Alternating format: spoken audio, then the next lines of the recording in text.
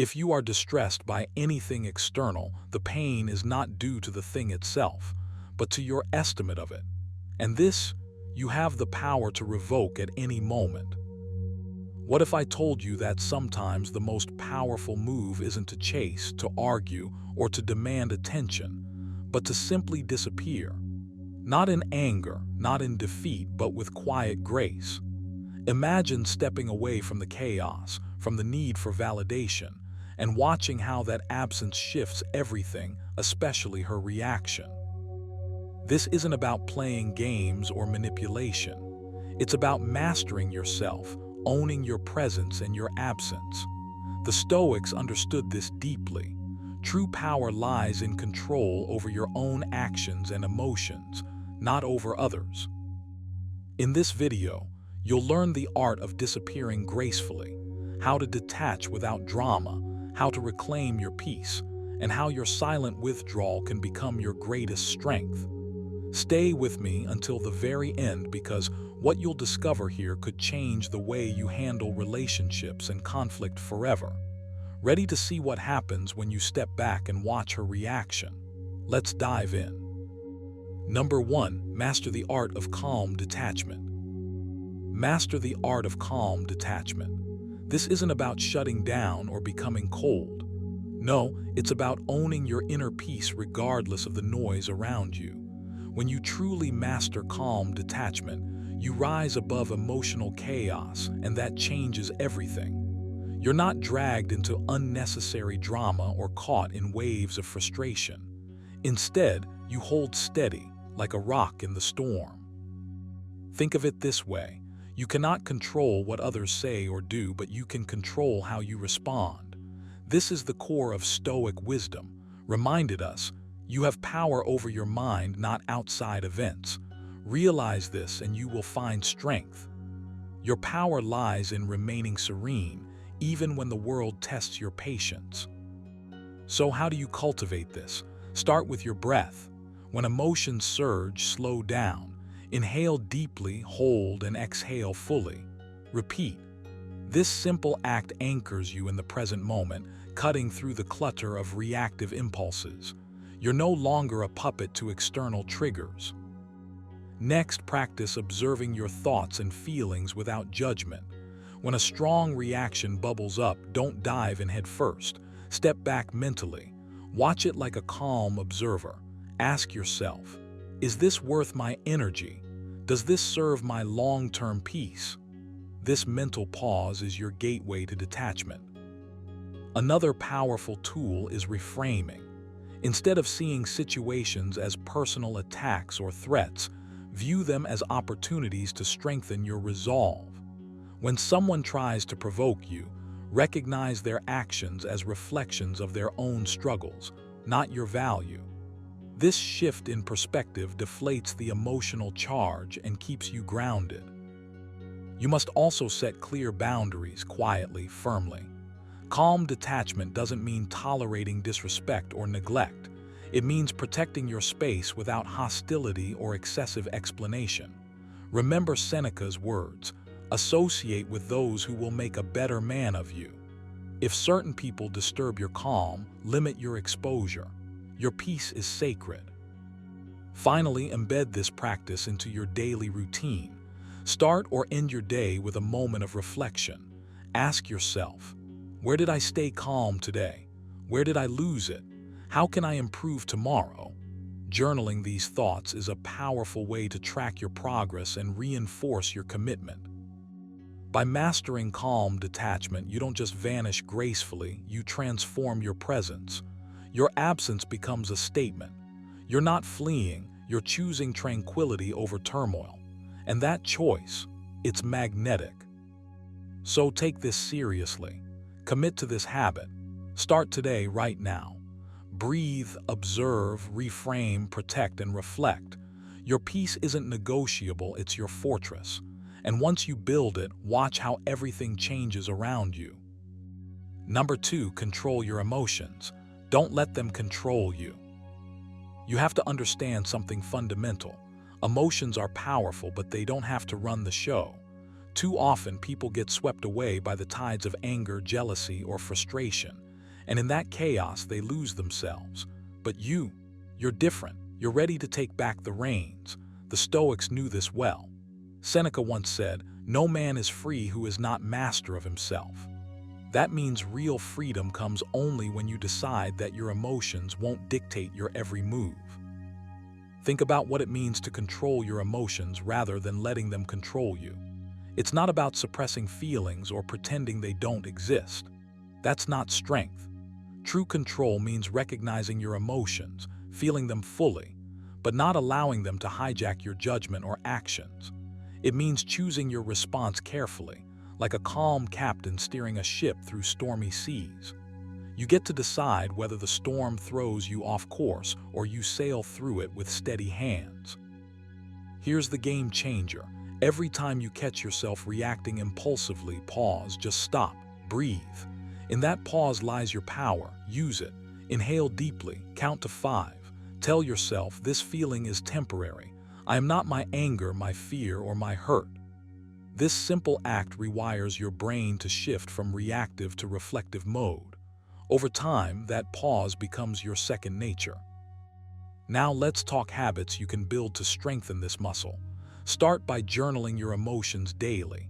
Write down what you felt, why you think you felt it, and how you reacted. Then ask yourself honestly, did your reaction serve you? Did it build you up or tear you down? This reflection is crucial. Advise to observe without attachment. That means watch your emotions come and go, but don't cling to them or let them define you. Another practice, meditation or simple mindfulness. Spend even 5 minutes each day grounding yourself in the present moment. Focus on your breath, the sensations in your body, or the sounds around you. When you cultivate awareness like this, emotions lose their overwhelming grip. You become an observer, not a victim. Remember, controlling your emotions isn't about perfection. You will slip up. You will feel overwhelmed. But what matters is your commitment to stand up every single time and choose calm over chaos. The moment you step away from emotional reactions and into thoughtful action, you become unstoppable. So here's your challenge. Starting now, begin practicing emotional control as your daily discipline. When you feel the urge to lash out or spiral, pause, breathe, reflect, respond with intention. As Epictetus said, it's not what happens to you, but how you react to it that matters. You're not just disappearing gracefully, you're mastering yourself. And when you do, watch her reaction. It will be respect. It will be awe, because nothing commands more power than a man who rules his own mind. Number 3, embrace silence as a powerful response. When you learn to embrace silence, you're not just holding back words, you're wielding a quiet kind of power that few truly understand. Silence is more than the absence of noise. It's a deliberate choice, a statement in itself. It says you're in control. You're not reacting out of impulse or need. Instead, you're showing restraint, strength, and wisdom. The Stoics knew this well, reminded us, he who does not value life does not deserve it. Part of valuing your life is knowing when to speak and when to hold your tongue. Think about what silence can do.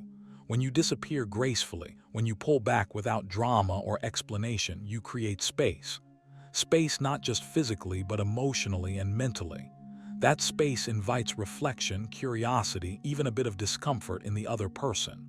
This discomfort, it's a mirror. It forces them to confront their own reactions, their own feelings, and often their own mistakes. And here's the beautiful part. You don't have to say a word for this to happen.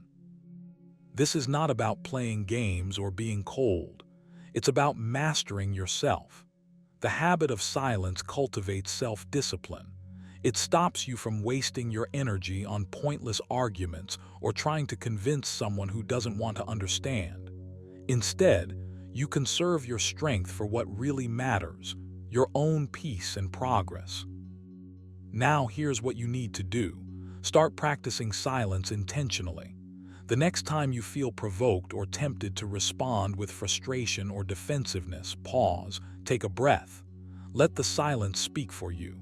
Remember Seneca's wisdom. Sometimes even to live is an act of courage. Holding your tongue when every instinct screams to speak up is a quiet act of courage. Try this exercise. When faced with tension or conflict, count to 10 before you say anything. Or better yet, say nothing at all and observe what unfolds. Notice the difference it makes, not just in the situation but in how you feel afterward. You'll find that silence often disarms hostility faster than any argument. Silence also sharpens your awareness. When you're not busy filling the air with noise, you listen better. You pick up on things others miss. The unspoken words, the tone, the energy.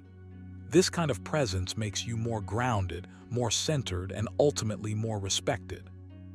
So own your silence. Use it as your shield and your sword. Let it be the answer that leaves others wondering, not the chaos that leaves them confused. When you disappear gracefully without noise or fuss, you reclaim your power. And trust me, that's a power no one can take away. Start today. Choose silence, choose strength, choose yourself. Number 4, focus on your own growth, not her reaction. When you decide to step back and disappear gracefully, the temptation to obsess over her reaction is real.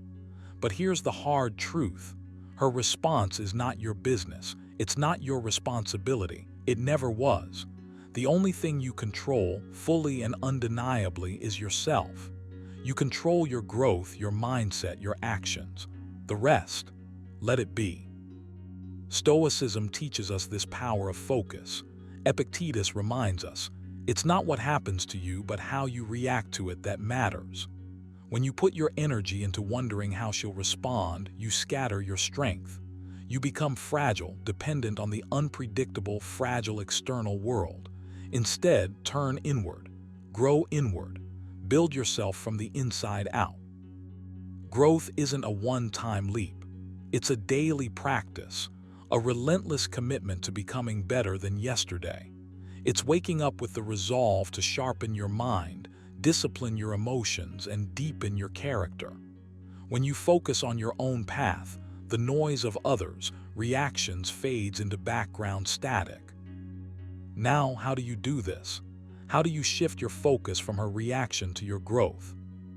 First, start with self-awareness. Observe your thoughts when you catch yourself fixating on her response. Notice how your mind races to scenarios, judgments, or fears. Then, gently pull your attention back to what's in your power, your breath, your actions, your habits. Next, cultivate daily habits that fuel growth. Read a passage from meditations. Reflect on it. Write down what it means for your life today. Practice a small act of self-discipline, whether it's resisting a bad habit, pushing through discomfort, or dedicating time to a skill you want to master. Journaling is a powerful tool here. Use it to track your progress and remind yourself why your growth matters more than external validation. Write, "Today, I focused on what I can control, myself." This simple affirmation rewires your mind toward resilience and independence. Remember, focusing on your growth doesn't mean ignoring emotions or relationships. It means not letting others' actions dictate your worth or peace. Seneca wisely said, "If you really want to escape the things that harass you, what you're needing is not to be in a different place, but to be a different person." Change who you are inside. That's true freedom.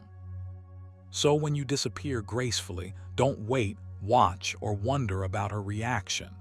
Instead, use that space to fuel your evolution. Build your mental fortress. Strengthen your character. Become the version of yourself who doesn't need validation to feel whole. And this, right here, is your ultimate power. Number 5, use absence to reveal true feelings. You know, sometimes the most powerful move isn't in what you say or do, but in what you don't. Using absence deliberately isn't about playing games or causing drama. It's about giving space, both to yourself and to the other person, to reveal what's real beneath the surface. When you step back, when you disappear gracefully, You let the true feelings come into focus, because absence is like a spotlight on the heart's genuine reactions. Think about it. When someone truly cares, your absence creates a pause that calls attention. It tests the strength of their feelings without you uttering a single word. The Stoics understood this deeply. Seneca once said, "We suffer more often in imagination than in reality." What if you're imagining how attached someone is, but only when you pull away do you discover the truth? You're giving both of you a chance to see clearly, without the noise of constant presence. But here, the key: absence must be intentional and graceful. It's not about disappearing in anger or as punishment. That's a reaction, not a strategy. Instead, it's a calm, collected step back. A moment to reclaim your own energy, to focus on your values, your peace. When you do this, you're not begging for attention. You're inviting honest reflection. This is where your power lies. Not in chasing, but in standing still and letting your absence echo. If the feelings are genuine, they will rise to meet you. If they falter, you'll save yourself from investing in illusions. And that is freedom. So how do you practice this? Start small. When you feel overwhelmed or unsure, pull back a little. Silence that need to fill every gap with words or messages. Notice the space you create. Observe, don't react. See what happens. This is your emotional thermometer measuring what's real. And remember, this isn't about control or manipulation. It's about self-respect. Reminded us, if someone is able to show me that what I think or do is not right, I will happily change, for I seek the truth, by which no one was ever truly harmed. Use absence to seek truth about her feelings, yes, but also about your own heart and boundaries. Turn absence into a mirror. Let it reflect back what's authentic and discard what's superficial. This practice builds resilience. It sharpens your clarity. It strengthens your sense of self. So you owe it to yourself. When you disappear gracefully, don't fear what you might see. Embrace it, because knowing the truth, even if it stings, is the first step to genuine peace and meaningful connection. Start now. Next time you feel uncertain, pause, step back with calm intention. Watch her reaction, not to control it, but to understand it. Let absence be your guide, your tool, and your strength. As once said, the best revenge is to be unlike him who performed the injury.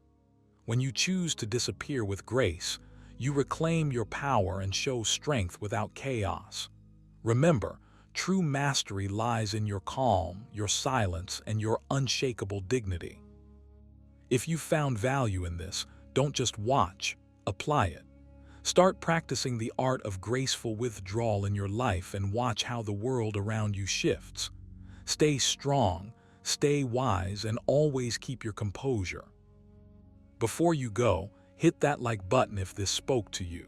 Subscribe for more Stoic wisdom, and ring the bell so you never miss a chance to elevate your mindset. Thanks for watching.